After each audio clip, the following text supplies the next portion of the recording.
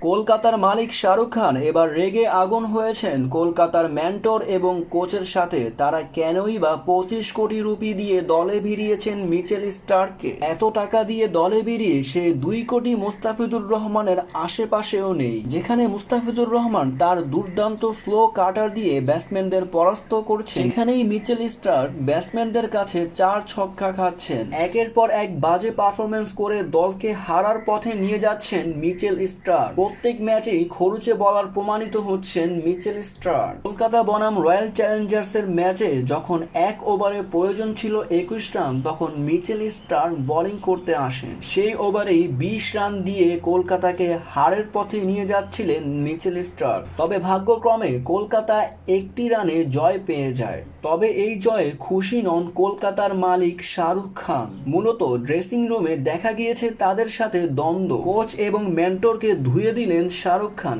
কেনই বা এত টাকা খরচ করে দলে ভিড়িয়েছেন 25 কোটি এই মিচেল স্টার্ককে? এভাবে একের পর এক ম্যাচে বাজে পারফরমেন্স করলে তাকে দলে কেনই বা নেওয়া হয়? কোচ এবং মেন্টরদের প্রতি খুশি নন শাহরুখ খান। তবে আরো জানতে এই চ্যানেলটিকে এখনই সাবস্ক্রাইব করুন।